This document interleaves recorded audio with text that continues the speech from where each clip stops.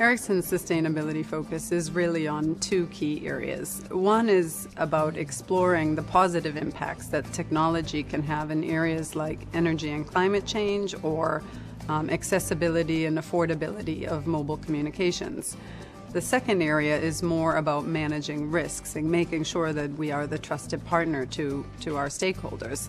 And that's really about the way we govern the company, making sure that we have the right controls in place to minimize any risk to either our brand, our stakeholders' brand, or to society in general. In building trust with our stakeholders, we work on a number of initiatives ranging from how we handle our supply chain and our supplier code of conduct. We work with an anti-corruption program where we have a zero tolerance for corruption in the company, and we also work with a more emerging issue around ICT and human rights. Technology for Good at Ericsson is really about making a conscious effort to use technology for the betterment of society. When it comes to specific initiatives that we're working on under the Technology for Good umbrella, there's two really that are standing out for us. One is around education, in taking the forces of mobility, broadband, and cloud, and looking at how that really will transform education as we know it. It will bring so many more children in, so many more having access to the internet and the resources of the internet. So we're working there on a program called Connect to Learn, and we have that deployed in more than 30 schools around the world and are continuing to grow that initiative.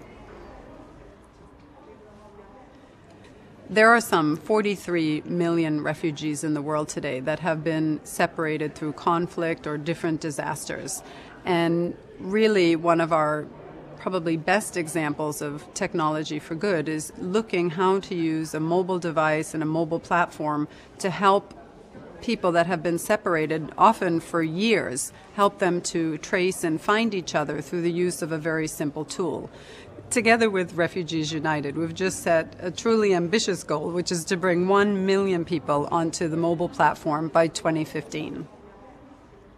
When it comes to energy and climate change, we really have a focus on two levels. The first is about our own operations and our own performance as a company. And here we've just set some new targets from 2013 and onwards, committing to not increasing our absolute emissions through 2017 despite growth of the company and of the industry.